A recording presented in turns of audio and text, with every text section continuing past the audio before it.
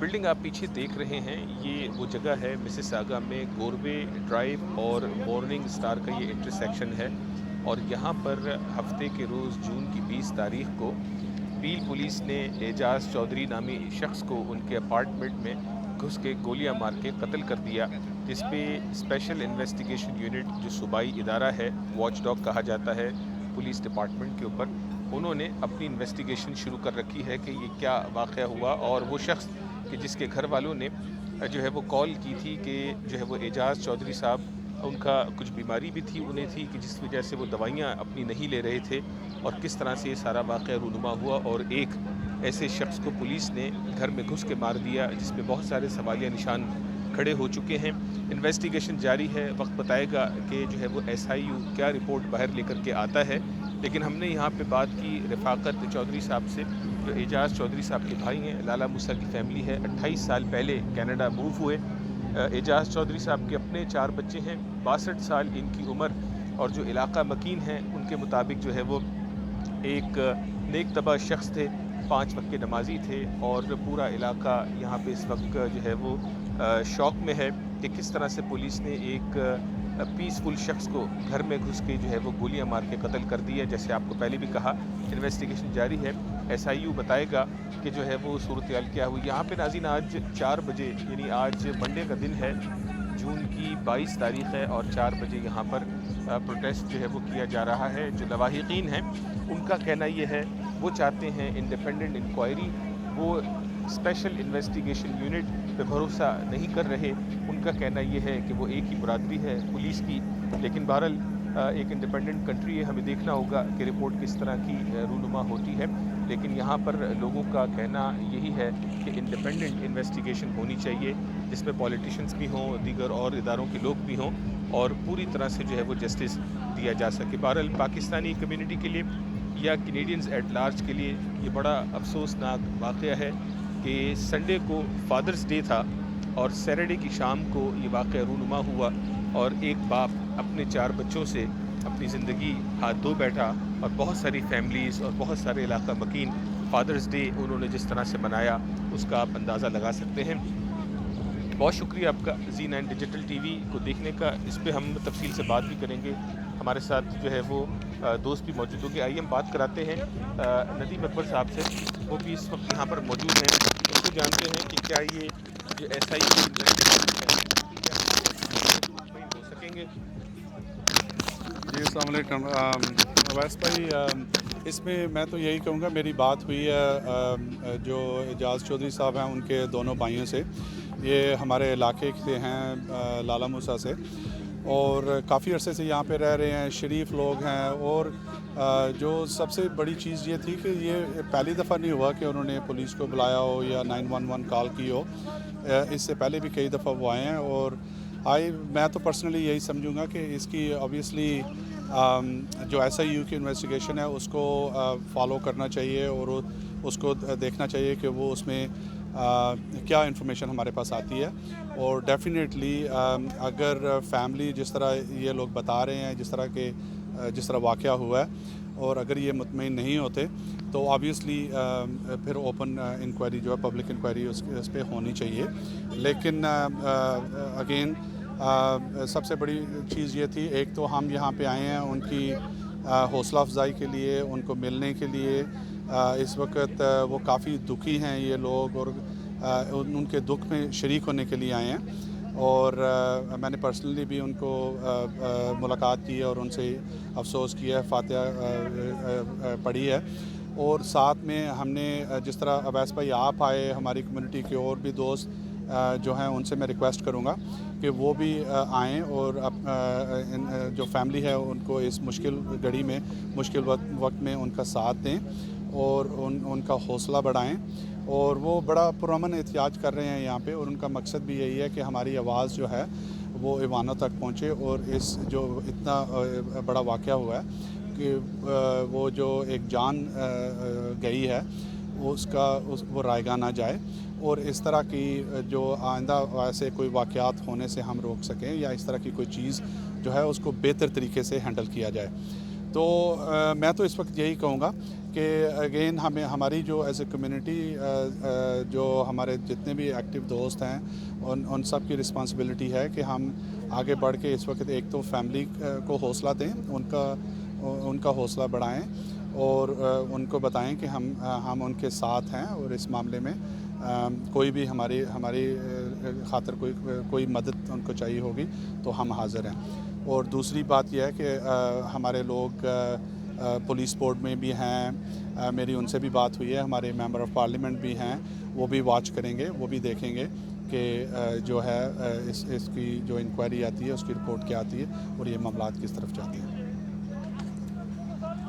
नाज़रीन, हम आपकी मुश्ताक चौधरी साहब से भी बात करवाते हैं जो एजाज चौधरी साहब के भाई हैं और जो फैमिली के जो जज्बात हैं और जिस वजह से यहाँ पे लोगों को उन्होंने जमा कर रखा है उस हवाले से भी उनसे हम थोड़ी सी बात करते हैं। ये हमारे साथ मौजूद हैं मुश्ताक चौधरी साहब हैं।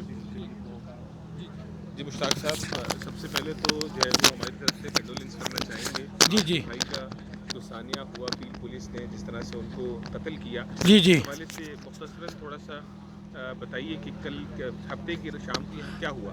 हफ्ते की शाम को 5 बजे का वाक़या, पुलिस इतना खड़ी है, वो माल से आया 2 बजे अपने घर के अंदर है, उसको मेडिकल प्रॉब्लम है, उसके अंदर प्रेशर ये था कि ये पुलिस वाले या डॉक्टर जेडे ने मैनू मार देन दे, एक प्रेशराइज हो गया सी। वो अंदर बैठा तो वह साह फुलन दिया सी। उसदी बेटी ने फोन किया एंबूलेंस नूं कि मेरे डैडी की तबीयत खराब है तो प्लीज़ तुसी आओ। एंबूलेंस वाले आए ने, वो गए ने अंदर, वो अंदर बैठा है, वो जिवें उन्हें लड़की ने डोर खलवाया, उन्हें कहा मैं डोर खोलिया सू, उन्हें जिवें उन्होंने देखा उन्हें फटाफट डोर बंद करता। उन्हें कहा कि मैं तेनों कहा सी कि इन्हों नहीं बुलाना, इन्हें मैनू मार देना। ये उहदे लफ्ज़ ने कि मैं तेनों कहा इन्हों नहीं बुलाना, मैं नहीं इन्हों चाहता मेरे सामने आन। वो अंदर बह गया, उन्हें बल्कि डोर लॉक करता। पुलिस वाले भी फिर वो जेडे एंबूलेंस वाले ने पुलिस उन्हें बुलाई है, काल उन्हें करके पुलिस बुलाई है। जदों वो पुलिस आई है उन्हें भी डोर शोर खड़काया, बल्कि उन्हें लाया भी है, वो भरजाई मेरी गई है नाल, उन्हें लवाया डोर। जिसले इन्होंने कन्ना इंज करके कड्डियां ने उन्हें एकदम डोर बंद कर लिया। उन्हें कहा मैं तुहानूं कहा सी इन्हां मैनूं मार देना है, मैं नहीं हुण डोर खोलना। उन्हें पक्का लॉक कर लिया अंदरों, उन्होंने ये पक्का हो गया सी कि इन्हां मैनूं मार देना है। ठीक है, वो बैठा है अंदर ही, फिर ये कोशिश करते रहे ने। उन्हें क्या मैं उन्हें इन्हों आवाज़ देनी भी अंदरों बंद करती, यानी कि इन्होंने बात ही करनी उन्हें बंद करती। वो बिल्कुल ही डर गया। ठीक है, फिर उन्हें ये गल कही है कि मेरे को ना आए जो तुसीं ज़्यादा मैनू तंग किया, मैं अपने आप नूं मार लांदा, मैनू तंग ना करो, जाओ। फिर असी आए हाँ, फिर असी पुलिस वालियां दी मिहनत की है उस सुपरवाइजर की, उन्होंने कहा सानू जान दे, साडा भरा है, वो असी उन्होंने बाहर भी लै आने, असी डोर भी खिला लैने, तुसीं जो करना कर लेना, लेकिन सानू उहदे तक जान ते दिओ।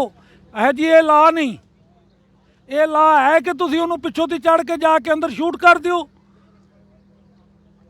ये ला नहीं है कि उहदे भैणां भरा उहनूं मिल नहीं सकते, फैमिली दे जाके उहदे नाल गल नहीं कर सकते।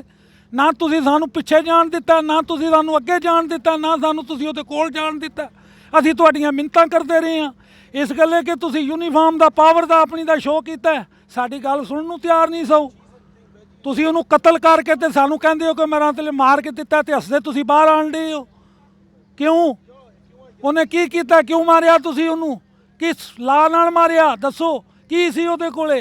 एक बीमार बंदा है 60 साल का, मैडिकल के उत्ते जीण दिया, वो आप मोया बराबर है, तुसीं उहनूं उत्तों गोलियां मार के मारता जाके। क्यों? की कीता उन्हें? तुहाडा गुनाह किहड़ा कीता? ये दसो सानू, ਇਹਦਾ जवाब दिओ। तुहाडा उन्हें गुनाह किहड़ा कीता? तुहानू किसी नूं टच कीता? किसी बंदे पब्लिक दे नूं उन्हें टच कीता? अपने अंदर बैठा है, वो अपने घर के अंदर सेफ नहीं तो कित्थे सेफ है? फिर तुहानू लोग हैल्प वास्ते बुलाते हैं, तुहानू बंदे मरवाउण वास्ते बुलाइए? साडा तुहाडे ते तमाद ही उठ गया पुलिस की, कैनेडा की थी कि ये किलर है, इनू मत बुलाओ। असी सारी दुनिया नूं कहांगे इन्हों मत बुलाओ, इन्हों की हैल्प ना लियो, ये मार देंदे जे। इन्हों कोले कोई खुदा का खौफ नहीं जे हैगा, ये इंसान नूं इंसान समझदे ही नहीं।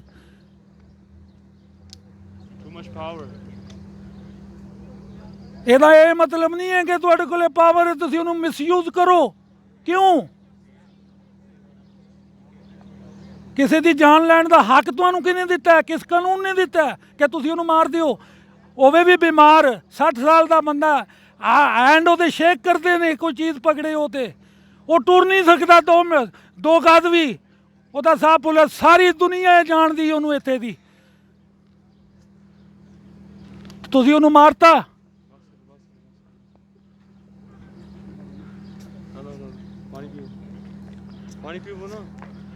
ਸਾਨੂੰ ਅੱਜ ਤੀਜਾ ਦਿਨ ਰਾਤ ਨੀਂਦ ਨਹੀਂ ਪੈਂਦੀ ਪਈ, ਨਾ ਖਾਣਾ ਪੀਣਾ ਨਹੀਂ ਸੁਝਦਾ ਪਿਆ ਕਿ ਤੁਸੀਂ ਮਾਰਿਆ ਕਿਉਂ, ਕਿਸ ਵਜ੍ਹਾ ਨਾਲ ਮਾਰਿਆ, ਉਹਨੇ ਕੀ ਕੀਤਾ, ਕਿਹੜਾ ਗੁਨਾਹ ਸੀ ਉਹਦਾ ਜਿਹੜਾ ਤੁਸੀਂ ਉਹਨੂੰ ਮਾਰਤਾ ਚੜ ਕੇ ਪਿੱਛੋਂ।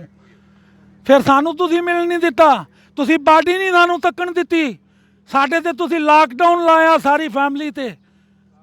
ਜਿੱਕਣ ਅਸੀਂ ਕਿਲੀਅਰ ਹਾਂ, ਅਸੀਂ ਮੁਜਰਮ ਹਾਂ। ਕਿਉਂ? ਅਸੀਂ ਕੈਨੇਡੀਅਨ ਸਿਟੀਜ਼ਨ ਨਹੀਂ ਬਣੇ, ਅਸੀਂ 40 ਸਾਲ ਇਸ ਮੁਲਕ 'ਚ ਹੋ ਗਿਆ ਰਹਿੰਦੇ ਹਾਂ। ਕਾਨੂੰਨ ਹੀ ਕੋਈ ਨਹੀਂ ਸਾਡੇ ਵਾਸਤੇ, ਸਾਨੂੰ ਇਨਸਾਫ ਚਾਹੀਦਾ। ਉਹ ਪੁਲਿਸ ਵਾਲੇ ਮੁਅੱਤਲ ਚਾਹੀਦੇ ਨੇ ਨੌਕਰੀ ਤੇ, ਉਹਨਾਂ ਨੂੰ ਚਾਰਜ ਹੋਣਾ ਚਾਹੀਦਾ। ਅਸੀਂ ਤਾਂ ਸਾਡਾ ਇਨਸਾਫ ਹੈ। ਸਾਡੇ ਭਰਾ ਤੇ ਵਾਪਸ ਨਹੀਂ ਆਣਾ ਇਹਨਾਂ ਜੋ ਕੀਤਾ, ਲੇਕਿਨ ਉਹ ਮੁਅੱਤਲ ਹੋਣੇ ਚਾਹੀਦੇ ਨੇ ਕਿ ਉਹਨਾਂ ਨੇ ਇਹ ਕਿਉਂ ਕੀਤਾ, ਕਿਸ ਲਾਹ ਨਾਲ ਕੀਤਾ। ٹھیک ہے جی. سو یہ جناب جو ہے وہ مشتاق چودھری صاحب ہم سے بات کر رہے تھے، اعجاز چودھری صاحب کے بھائی تھے، اور آپ نے ان کی گفتگو سنی کہ کس طرح سے جو ہے وہ انہوں نے پورا واقعہ بیان کیا کہ ہفتے کو یہاں پر کیا ہوا اور کس طرح سے یہاں پر جو ہے وہ ان کے بھائی کو قتل کیا گیا۔ یہ ایک انتہائی افسوسناک صورتحال ہے۔